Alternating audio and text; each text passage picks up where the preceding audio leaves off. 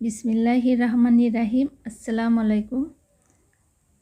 আইমান সাদ ইটালির পক্ষ থেকে সবাইকে স্বাগতম জানিয়ে শুরু করছি আমার আরেকটি ভিডিওটি দেখতে থাকুন। দেখতে দেখতে ভালো লেগে যাবে ইনশাল্লাহ।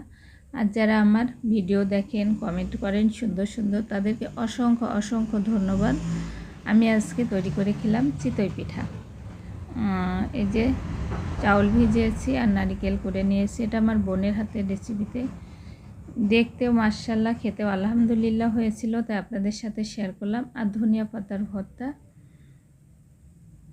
পিঠাগুলো দেখুন কতটা সুন্দর হয়েছে, একটু পড়েও লাগেনি।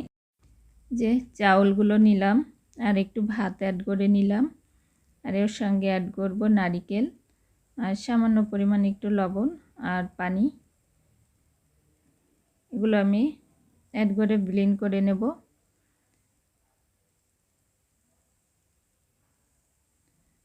এগুলো যখন দেখুন ব্লেন্ড করা হয়ে যাবে, তখন আমি এর ভিতরে 1 চামচ ঘি দিয়ে নেব। ঘি দিয়েও আমি আরেকটু করে নেব, মিক্স করে নেব। আর এই যে চুলায় আমি ছাঁচ বসিয়েছি, পিঠার প্যান বসিয়েছি, বসিয়ে আমি পিঠাগুলোকে দিয়ে নিয়েছি। দেখুন দেখতেও মাশাআল্লাহ, খেতেও আলহামদুলিল্লাহ, এবং খুব দ্রুত সময়ে পিঠাগুলো আমি তৈরি করে ফেললাম। এতটা নারিকেল দিলে আর সামান্য একটু ভাত দিলে আর এতটা টেস্টি হয়, আপনারা এভাবে খেয়ে দেখতে পারেন।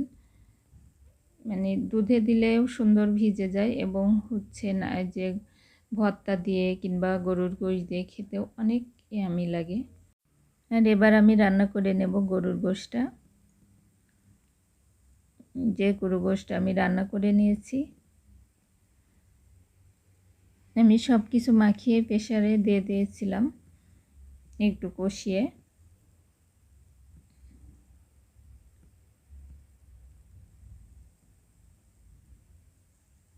পিঠাগুলো দেখতে এত সুন্দর, খেতেও মানে আলহামদুলিল্লাহ, এবং দেখুন মাশাআল্লাহ কতটা সুন্দর হয়েছে। তাই ভিজিয়েছি দুধ জাল করে, এটাও অনেক অনেক টেস্টি হয়েছে, দুধের ভিতরে দিয়ে ভিজানোটাও।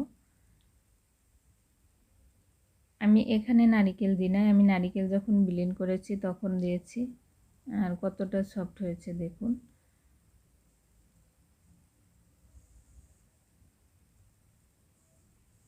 আপনারাও এভাবে খেয়ে দেখতে পারেন।